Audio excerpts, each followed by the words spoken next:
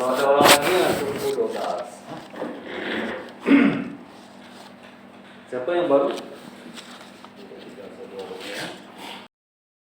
Ada seorang lagi tadi. Dia tuh penampaknya Kenelek kan?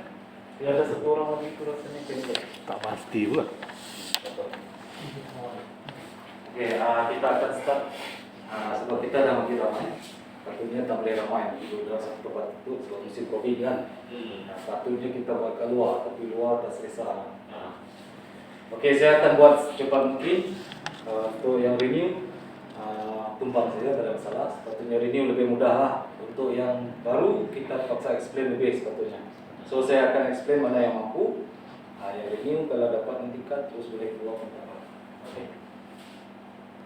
Oke, untuk setiap orang yang baru kena faham, untuk masuk ke dalam baru stainless, kita perlu adakan satu sesi dulu, safety induction session.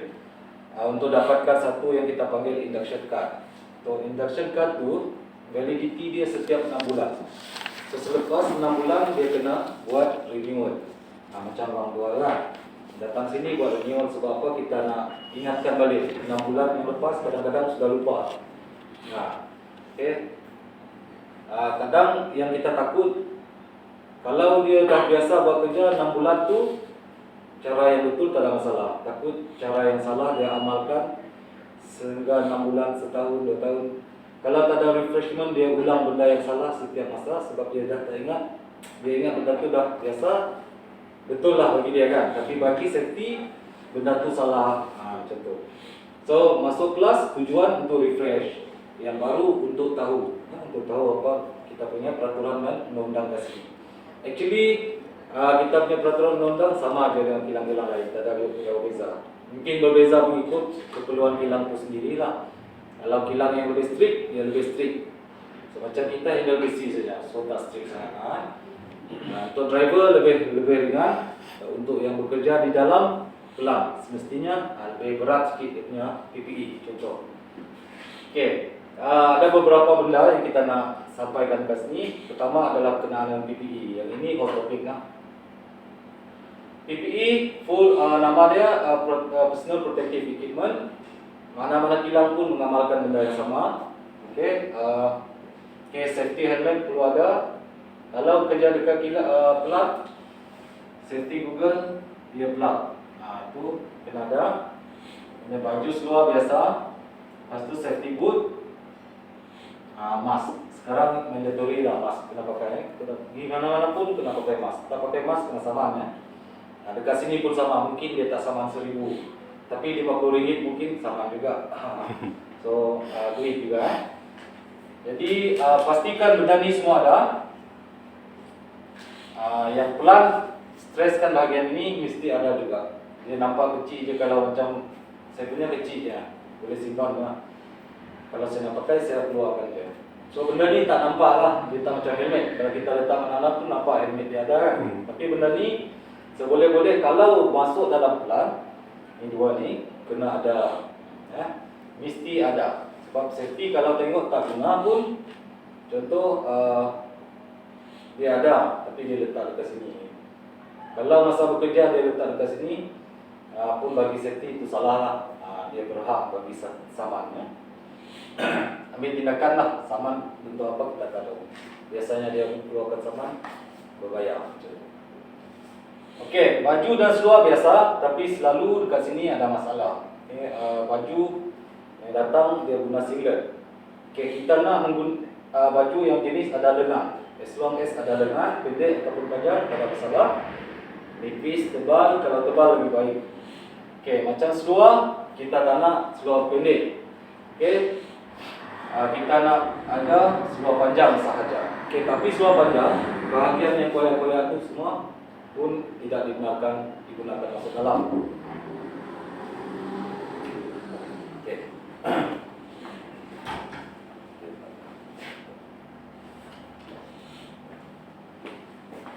Okey, tu glove tu berkaitan dengan penggunaan masing-masing lah.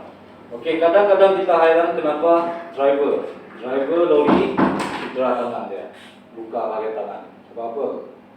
Dia berpegang benda berat. Padahal dia sebenarnya driver saja kan. Tapi macam mana datang sini tangan luka besar.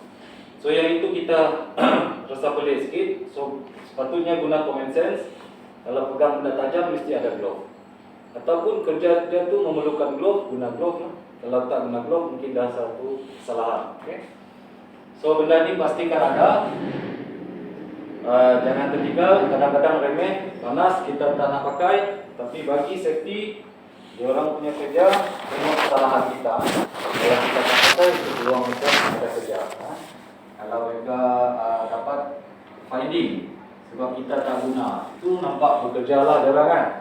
Tapi mustahil satu hari tak ada finding. Mereka sentiasa kena ada finding, sebab tu sentiasa kecil-kecilnya kesalahan pun mereka akan carilah tugas-tugas safety. Okey, nombor 2, telefon bimbit. Penggunaan telefon bimbit bila kita dah masuk kawasan private area. PS adalah kawasan private area. Jadi kita kena hadkan penggunaan dari segi video ataupun pengambilan gambar. Kita jangan sewenang-wenang guna untuk masuk Instagram, Facebook, untuk update ke kawan kan. Tak payah. Ada tujuan khusus, itu pun dengan kebenaran. Kita minta kebenaran PIC, person in charge. Kalau dia bagi, okey, kita ambil video untuk tujuan kerja sahaja. Okey. Tak ada tujuan kerja, tak payah. Okay. Takut nanti kena saman. Yang ini pun boleh disaman ya. Sebab apa? Private area. Beberapa kontraktor sebelum ni kita sudah saman. Bukan kita safety lah. Sebab tak ada tujuan. Bila kita tanya kenapa ambil video, tak ada tujuan asas khusus, tak ada. Jadi maksudnya dia ambil untuk tujuan yang lain-lain yang mungkin nak sembunyikan, kita tak tahu ya. Kemudian penggunaan telefon bimbit semasa mandu, hadkan kalam mandu telefon bimbit tak boleh guna. Okey, kalau ada kecemasan, panggilan kecemasan, berhenti dulu baru jalan. Telefon siap baru gerak. Okey, itu bahagian telefon bimbit. Nombor 3, bahagian polisi dadah alkohol. Kita nak semua orang yang masuk ke dalam plan adalah orang-orang yang fit dari segi fizikal dan mental lah. Biasa orang yang dibawa pengaruh dadah alkohol ni bagi scientifically lah, dia orang adalah orang yang tak stable. Kalau dah terlampau mabuk, susah, jalan pun tak betul lah. So itu yang kita tak nak. Nanti di dalam plan pasti banyak kerja-kerja berat lah. Bila buat kerja berat, dibawa pengaruh dadah alkohol, mungkin dia punya tindakan tidak tanduk, tak betul. Kita tak nak benda tu berlaku. Jadi siapa yang berada di bawah pengaruh dadah alkohol, kita akan larang masuk denied entry. Okey, polisi panjang. Siapa yang nak baca, rajin baca, dekat belakang ada membaca lebar. Dia sebenarnya ada juga yang boleh, bukan tak boleh langsung kan. Bagi orang-orang yang minum alkohol, dia semua boleh. Tapi dalam polisi tu dicakap 8 jam sebelum bertugas lah. Sebab polisi tu penting. Kita tak ambil hak semua, tak sekat hak asasi lah. Tapi mengikut yang dah dipersetujui, 8 jam sebelum bekerja boleh minum, tak ada masalah. Kita jangan minum sampai pukul 7 pagi, pukul 8 pagi terus masuk kerja. Okey, itu yang punya dia punya efek sangat kuat lah. Nanti dia akan bagi kesan. Kalau bercakap pun boleh cium dari bawah kan. Yang itu jaga-jaga, termasuk penggunaan, pemilikan ataupun pengedaran di dalam kawasan kilang. Kemudian nombor 4, berkenaan dengan smoking, merokok. Kalau nak merokok, pastikan di tempat-tempat yang kita benarkan saja. Ada 12 poin sekarang. Dulu ada 25 poin. Disebabkan peraturan tidak diikuti sepenuhnya, kita ada slash 50%, tinggal 12 poin saja. Yang ini pun kita akan tutup beberapa sebab ni untuk rokok hisap di tempat betul lah, tapi buang di bawah tanah, dekat lantai lah. Ini dia ada tong dia kan, dia masuk dalam tong. Tong tu macam mana dia dibakar pun dia takkan bakar lah sebab dia stainless steel.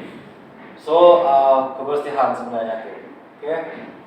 Lepas tu siapa yang didapati merokok di tempat yang tidak dibenarkan, denda sebanyak 2,000 ringgit akan dikenakan. Okay, next 5, 6 dan 7 berkenaan dengan pemanduan. Okay, kelajuan yang kita hadkan cuma 40 km saja. Jangan terbiasa dalam dekat jalan raya kita laju 80-90. Dekat sini pun kita tekan lebih 60 pun dah boleh kena saman. So maksimum had yang kita benarkan 40. Lepas tu pemandu hendaklah ada lesen memandu. Okay. Kemudian bila masuk nanti akan jumpa roundabout. tolong ikut laluan yang kita sudah sediakan. Macam roundabout normal ya memang ikut arah jam kita jarang ikut lawan arah jam. Sebab apa? Sebab itu kawasan penting. Okay? Kalaupun kita terpaksa tutup, mungkin ada tanda lah penutupan jalan baru boleh guna. Tapi kalau selagi tak ada, secara normal memang ikut arah jam, jangan lawan arah jam. Okay, yang baru siapa yang nak pergi ke store, production office ataupun kantin, semua ambil pukul 3. Masuk pukul 6, pukul 9, pukul 12, pukul 3. Pukul 3. Okay, store, production office, kantin, kebanyakan 11 itulah. Okey, itu berkenaan dengan laluan, tolong ikut.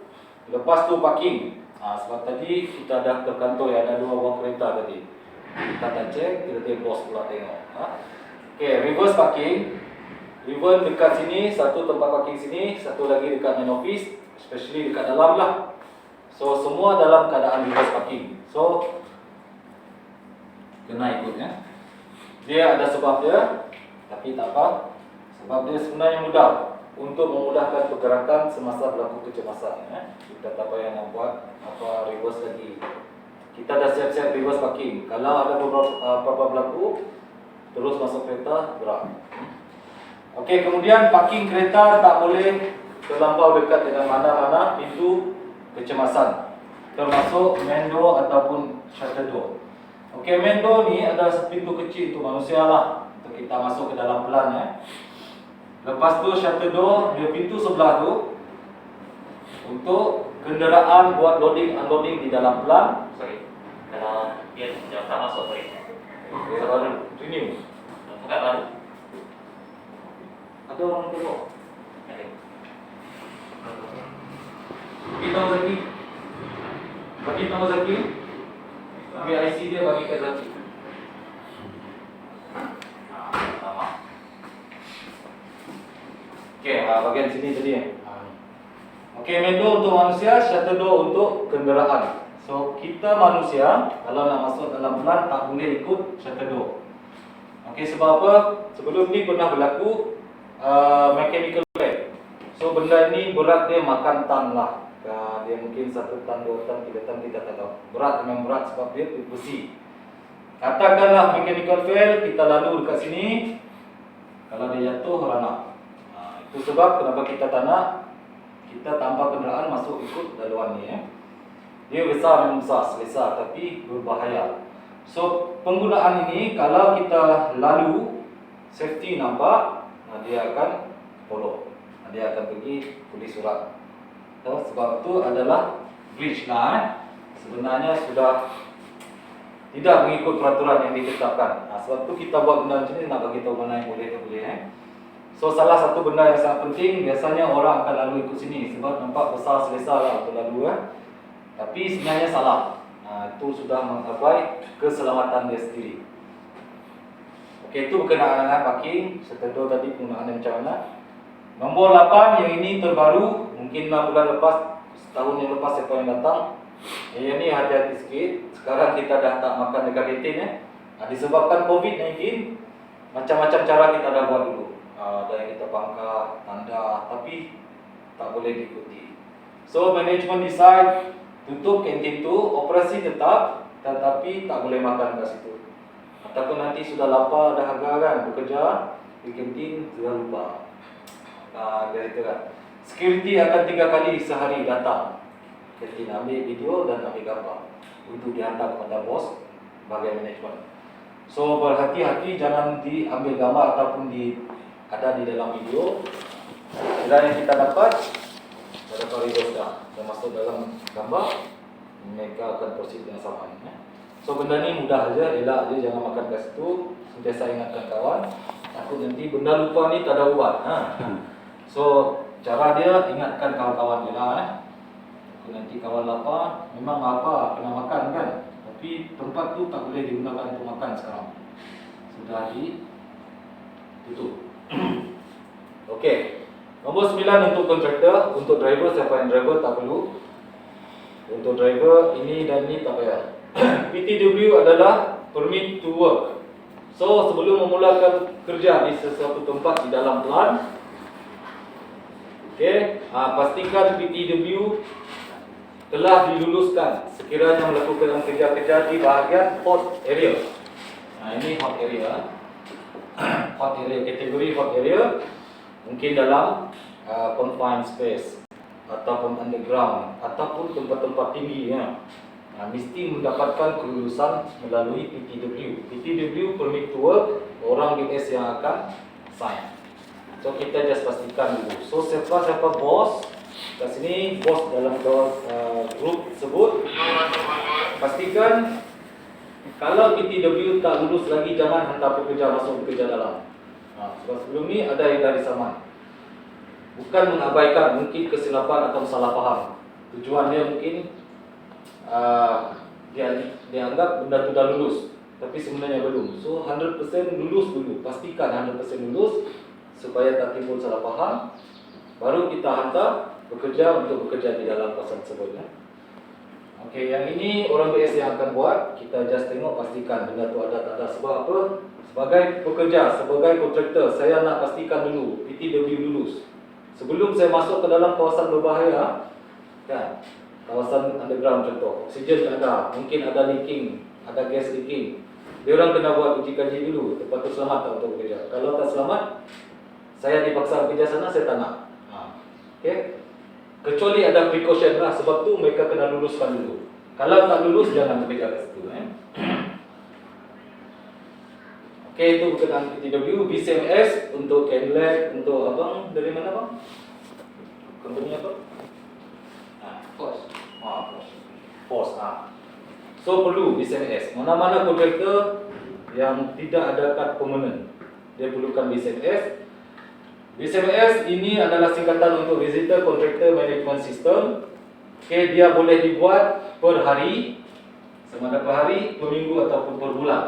So kita tengok workload kita lah. Kalau kita datang sini buat kerja dalam seminggu, baru akan habis. Pakai seminggu. Jangan untuk sebulan punya kerja, hari-hari kena datang tapi buat daily. Kita takut nanti ada masalah bahagian-bahagian PS yang nak buat tu. Hari ni datang tak ada masalah, tapi besok datang call dia tak ada, call tak angkat, call dia pergi meeting, dia pergi sarapan. Lepas tu kita boleh masuk pukul 8.30, tapi sebab tunggu benda ni mungkin pukul 10.30 ada buang masa. So saya punya advice, tengok workload kita, bincang dengan PLC, person in charge. Kalau lah katakan benda tu makan sebulan, 2 bulan, 3 bulan baru siap, guna monthly punya monthly punya basis lah, dia punya expiry. Okay, pastikan itu je. Sebab apa? Benda ni sebenarnya dibuat oleh orang BS. Cuma kita nak notify kepada kontraktor sekiranya kita mengatakan BCMS belum ada, contoh. So kena faham, kita terus call siapa person in charge. Okay, tolong buatkan BCMS untuk saya. Mungkin berapa minggu? Seminggu. Okay, itu terpulang pada dia, tapi kita boleh suggest kepada dia. Sebab apa? Kalau dia buat hari ni dia buat, besok dia buat, nanti seminggu, untuk sebulan dia tak tahan, mesti tak tahan. Okay, so guna kadar yang betul, ikut workload kita. Okay, 11 declaration. Berkenaan dengan declaration, apa-apa barang yang kita bawa daripada luar masuk ke dalam, patutlah diisytiharkan dulu. Must be declared. So declaration form boleh dapat daripada security. Kita nak, kalau beberapa barang yang ada dalam kenderaan, mesti semua isytiharkan. Kalau ada 5, isytihar 5 untuk masuk. Nanti kita nak 5 bawa keluar. Okay? Kita tak nak kurang ataupun lebih. 5 bawa masuk, 6 bawa keluar. So ada ekstra 1. Nanti bagi security, barang ekstra ni adalah barang-barang yang dibawa daripada kawasan BS. So hati-hati sikit, ataupun dia akan menimbulkan salah faham kalau barang dalam kereta memang ada 6, tetapi tulis 5 saja bawa masuk. Sepatutnya 6. Masa keluar kita cek based on declaration. Ada 5 saja ditulis, tapi dalam kenderaan ada 6. Itu memang barang sendiri tau. So benda ni pun akan menimbulkan salah faham ya. Sebab kita tak nak benda-benda ni sama saja. Contoh macam kalau IC lain-lain, setiap orang nombor lain ya, nama lain. Kalau contoh grinder sama aja daripada company mana pun dia datang masuk sini, dari dalam pun grinder yang sama. So kita tak nak benda tu ada berlaku salah faham nanti. So apa-apa yang kita ada dalam kenderaan tu tolong istiharkan supaya masa keluar senang. Okay. Kemudian siapa yang bawa barang-barang rezeki yang dalam bentuk order lah, dia akan bawa DO.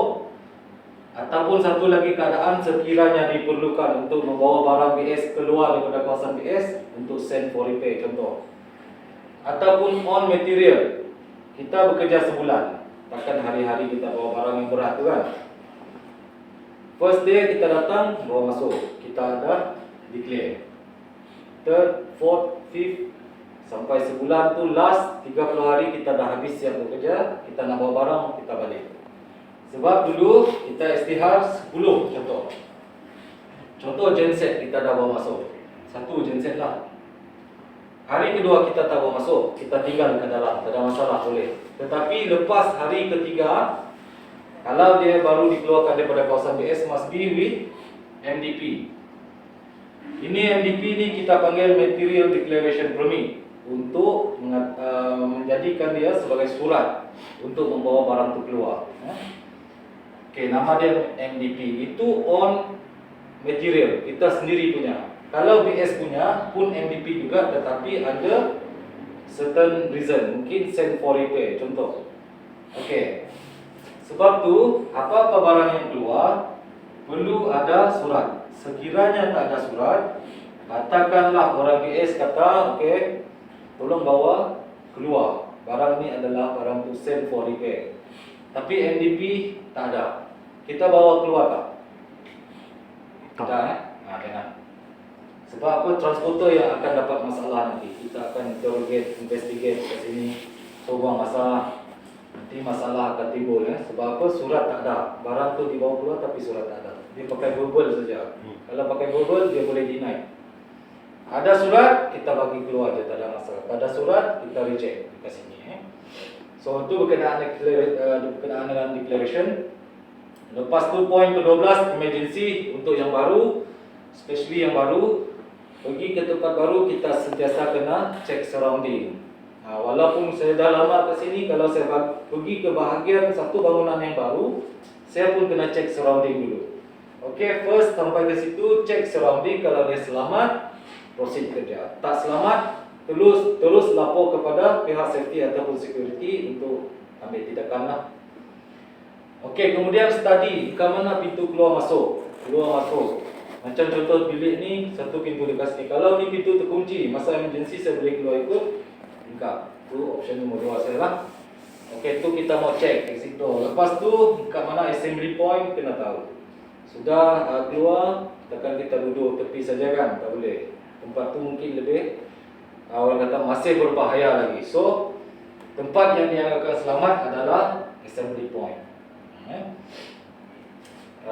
Sebab tu bila berlaku emergency, kalau kita dah tahu, dah study dah kawasan tu, kita tak panik. Kalau panik sepatutnya kita ikut laluan sini, lari nak selamatkan diri, dah laju dah lari kan, tapi masuk ke dalam, makin dalam.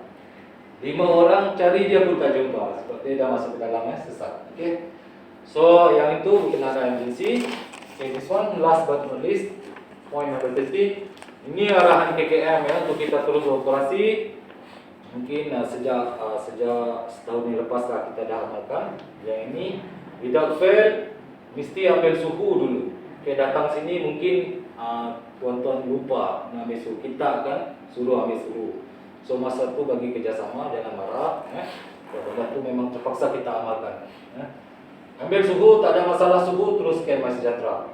Okay, tu 2 penting. Ini arahan KKM, ini bukan lah. Ini yang dia orang nak. So benda ni dua buat sudah okey. Kalau sekiranya suhu tinggi, bila masuk suhu 39.4 contoh, kita bagi peluang 2 kali lagi, rehat dulu. Mungkin tadi badan panaskan dalam kenderaan, tak ada aircon contoh, datang sini ambil suhu, kedua kali pun ambil tinggi lagi, ketiga kali ambil tinggi, okey dah. Tak boleh cuba dah, kena balik. Balik berehat sama ada berehat atau pergi klinik buat cek dulu lah sebab apa suhu badan tinggi sangat. kita tak kata sakit lah, tapi based on our client, dia nak kita buat macam tu, so kita kena follow lah dia orang punya instruction. So kalau suhu fail 3 kali kita ambil fail, kena balik. Tak boleh scan MySejahtera, nanti masuk ke dalam record. Kalau dah scan kan, dia record dia dah masuk ke dalam. Sebab tu dia suhu dulu baru scan MySejahtera. Okey, kemudian service form kita bagi. Yang tu semua adalah service form. Service